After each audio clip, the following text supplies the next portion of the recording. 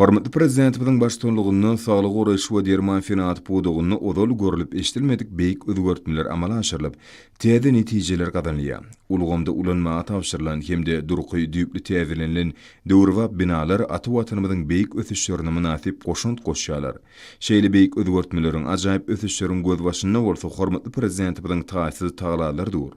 Ýurdumyzyň saglyk uğraşy we derman fenaty ministrliginiň Türkmen Derman Fenat birleşiginiň Daşow şäherine ýerleşýän döwrwap kärhanasy munyň aýdy mysallary. Bu ýerde lukmançylyk ulgamynda has köp isleg bildirilýän sargy serişçilerini öňürmekligi, ähli mümkinçilikler we şertler bar. Daşary ýurt kompaniýalarynyň ösün kämil enjamlar bilen üpçüdilen ziýansızlandyrylan sargy serişçilerini öňürýän kärhanada öz ýurdumyzda ýetişdirilýän paýty süýmünden ýokary hili önüm öňürmek üçin dürdilen şertler diýsen guwannyrjy. Döwrwap kärhanada işleýänlerin köpüsiniň ýaşlardan ibaret bolmagy ýürüýte belenmäge diýişdir. Kärhananyň bölümlerini ýokary hili saglyk uğraşy ulgamyny giňden ulanýan önümler öňürilýän.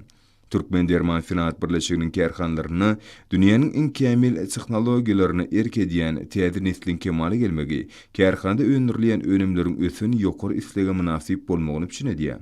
Bu iki kärhanada çylşyrymly enjamlar we tehnologiýalary ustatlarça erkedýän ýaşlaryň öz boşy zähmet saglaşygyny syndanynda buýsanjyň artýar.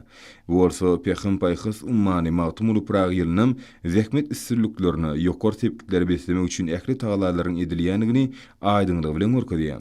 Hormatly prezidentimiň adamlar hakyndaky aladasy döwlet siýasatynyň ileri sürýän uğurlarynyň biri bolup durýar. Şonuň üçin hem il saglygynyň ýurt baýlygyny deňelýän mekany bolan güneşli diýarymyzda geljek üçin belent makfatlar gödüňde tutulýar. Bu wagtda kärhanada durmuşa geçirilýän işleriň aýratyn gowunyrjydygyny bellemek möhümdir. Kärhananyň künermeleri dördülen ähli mümkinçilik we şertler üçin türkmen halkynyň milli lideri Gahrman Arkadamyza we hormatly prezidentimiz Arkadagy Gahrman Ferdarymyza alkyş sözlerini aýdýarlar.